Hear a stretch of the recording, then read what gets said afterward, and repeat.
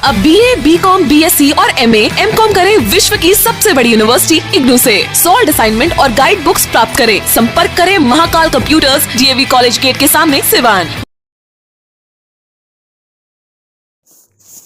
शिक्षक नियोजन में भारी धांधली को लेकर के जब शिक्षक अभ्यर्थी सिवान के जेपी चौक पर धरना करने के लिए बैठ गए तो उस वक्त जानकारी मिली जीरादेई के विधायक अमरजीत कुशवाहा को। और अमरजीत कुशवाहा आप देख सकते हैं तस्वीरों में कि सिवान के जेपी चौक पर धरना पर बैठे अभ्यर्थियों के पास पहुंचे हुए हैं और उनसे मामले की जानकारी ले रहे हैं कि आखिरकार क्या कारण है कि आप लोग यहां पे इतनी ठंड के बावजूद धरना पर बैठे हुए हैं।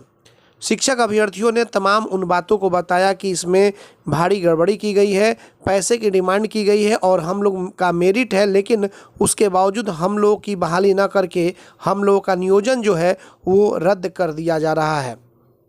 तो ये तस्वीर आप देख सकते हैं कि लगातार जो शिक्षक अभ्यर्थी हैं उनके अभिभावक से भी बातचीत कर रहे हैं। अमरजीत कुशवाहा जो कि भाकपा माले के जुझारू नेता हैं और जीरादेई से विधायक है, ये तमाम शिक्षक अभ्यर्थियों के साथ पहुंचे हुए थे जो कि सिवान के जेपी चौक पर धरना प्रदर्शन चल रहा था और उनसे इन्होंने उनकी बातों को समझा। उसके बाद से तमाम अधिकारियों से बात करने का भी प्रयास किया और उसके बाद से जो अमरजीत कुशवाहा विधायक हैं वो उनके साथ धरने पर भी बैठ गए। अमरजीत कुशवाहा का कहना था सीधे तौर पर कि इनकी जो मांगे हैं जायज़ है और जब तक इनकी मांगे पूरी नहीं होगी हम इनके साथ धरना पर बैठे रहेंगे। तो आइए सुनते हैं अमरजीत कुशवाहा ने मीडिया से क्या कुछ कहा।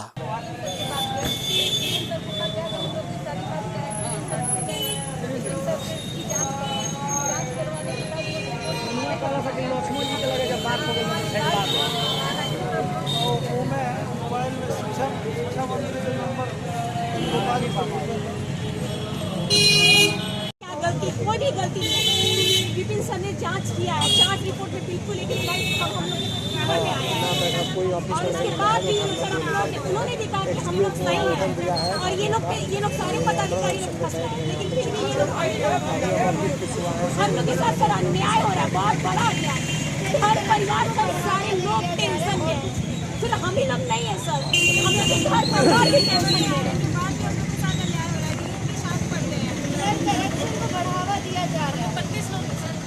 छोटे छोटे बच्चे को छोड़ कर आ जाए,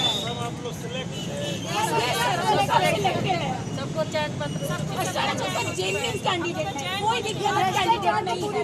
5 महीने से इन लोगों ने बढ़ावा दे दिया, बढ़ावा देने के लिए आज इतना टॉर्चर करते हैं। सुबह में आते थे, रात को 8 बजे घर जाते थे। हम लोग प्राइवेट जॉब करते, प्राइवेट जॉब से भी हम लोग को निकाल दिया जा रहा है।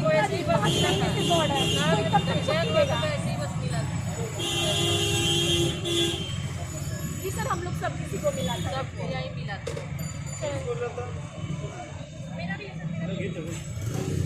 अभी आप लोग यहाँ धरना पे आप भी बैठे थे, क्या मामला है, क्या कुछ आपने बातचीत हुई तो क्या कुछ पता चला? शिक्षक बहाली की प्रक्रिया में बड़े पैमाने पर धांधली हुई है और इन सब अभ्यर्थियों को नियुक्ति पत्र दे दिया गया है, पावती रसीद मिल चुका है, काउंसलिंग हो चुका है और बीच में पता चला है कि डीएम के आदेश से एक जांच कमेटी गठित करके जांच भी कराया गया है और सब कुछ होने के बाद ये सत्य पाया गया और अभी तक इन लोगों की नियोजन प्रक्रिया पूरा करके इन लोगों को योगदान नहीं कराया जा रहा है और न ही नेट पर जो है इस पूरे मामले को चढ़ाया जा रहा है। यह सीधे सीधे लगता है कि एक बड़े राजनीतिक दबाव में मोटे रकम के डिमांड जो किया गया था और वो पूरा नहीं हुआ, इस वजह से इन लोगों की प्रक्रिया को जो है लगातार टाला गया है और आगे कुछ भी हो सकता है जैसा कि संदेशा इन लोगों ने व्यक्त किया है।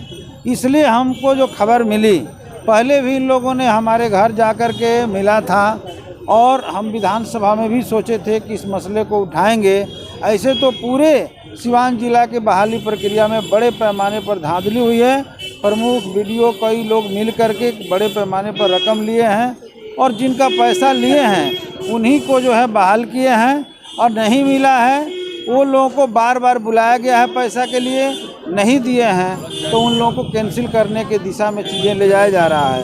ये बिल्कुल ही गलत है, इन लोगों के साथ अन्याय हो रहा है और हम इन लोगों के लड़ाई के साथ हैं और सिर्फ यहीं तक नहीं, हर सूरत में इन लोगों को योगदान कराया जाना चाहिए। और नहीं होता है तो इस लड़ाई के साथ खड़े रहेंगे। ज़रूरत पड़ने पर विधानसभा के भीतर भी इस मामला को उठाया जाएगा और योगदान कराने के दिशा में चाहे जो होगा वहाँ तक हम जाएंगे। सर, सिवान के डीएम भी यहाँ पे पहुँचे हुए थे, क्या उनसे कुछ बातचीत आपकी हुई? वो बीच बचाव के रास्ता निकाल रहे थे, कह रहे थे कोविड का हवाला दे करके कि आप लोग आज धरने पर से उठ जाइए और कल जो है हम तीनों लोगों को लेकर के बैठेंगे, बात होगी।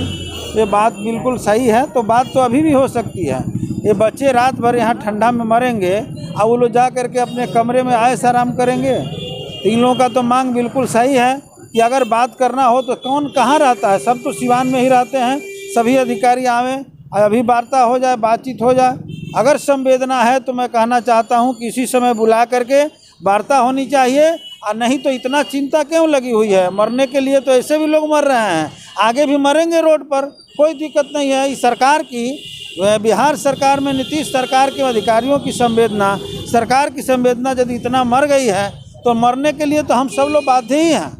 इसलिए हम समझते हैं कि इसी समय बुला करके वार्ता हो जाना चाहिए और इन लोगों को नियुक्ति पत्र दे करके इन लोगों को योगदान कराया जाना चाहिए। इसके अलावा दूसरा कोई समझौता मान्य नहीं होगा। शिक्षा मंत्री से भी आपने बात करने का प्रयास किया है? शिक्षा मंत्री फ़ोन नहीं उठाया गया, रिंग हो रहा था। डीएम का भी मैंने फ़ोन किया, डीएम को भी, डीएम भी फ़ोन नहीं उठाए। डीपीओ से हमारी बातचीत हुई तो उन्होंने कहा कि डीओ साहब मामला जानते हैं। डीओ को लगाया तो डीओ का स्विच ऑफ जा रहा था।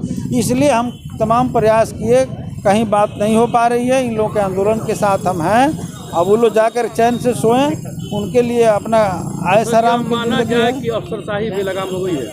अफसरशाही बेलगाम का ही तो ये नतीजा। अफसरशाही का, इस सरकारें बेलगाम है। सरकार में सब कुछ जो है अस्त व्यस्त है और किसी भी जनता को कोई पूछने वाला नहीं है।